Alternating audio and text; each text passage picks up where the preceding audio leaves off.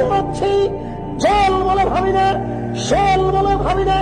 যতক্ষণ পর্যন্ত দেহে শ্বাস আছে ততক্ষণ পর্যন্ত হাদিসের অনুবাদ করবো ইনশাআল্লাহ। এই দেশের মাটিতে যদি হিন্দু কথা বলতে পারে, এই দেশের মাটিতে যদি ইহুদি কথা বলতে পারে, এই দেশের মাটিতে যদি খ্রিস্টান কথা বলতে পারে, আমি আপনার এই দেশের মাটিতে হাদিসের অনুবাদ করতে পারি। আমি এই দেশের মাটিতে হাদিসের অনুবাদ করতে পারি। দেশবাসী জেনে রাখো, দেশ শ্বাস থাকাকালীন অনুবাদ করবই করব, দেহে শ্বাস থাকাকালীন অনুবাদ করবই করব। নবী বলেছেন, আমি ছাড়বে না কোন ছবি মূর্তি, সবকে ভেঙে খান খান করে দাও। তুমি ছাড়বে না কোন উঁচু কবর, তুমি সবকে ভেঙে সমান করে দাও।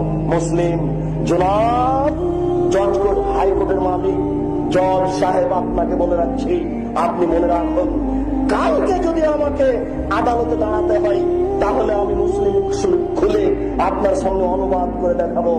আপনার কোনো পথ থাকবে না, আপনাকে লিখতে হবে আদেশ দাতার ফাঁসি ঘোষণা করা হলো আর অনুবাদকের আজীবন জেল ঘোষণা করা হলো। আমি 1 নম্বর আসামি নই। 1 নম্বর আসামি হচ্ছেন মোহাম্মদ সাল্লাল্লাহু আলাইহি সাল্লাম।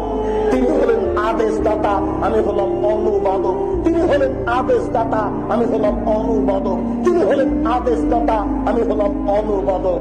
জজ সাহেব, হাইকোর্ট জজ কোর্টের আপনাকে অনুরোধ করে বলছি, আপনি আমাকে 1 নম্বর আসামি করতে পারবেন না, অসম্ভব।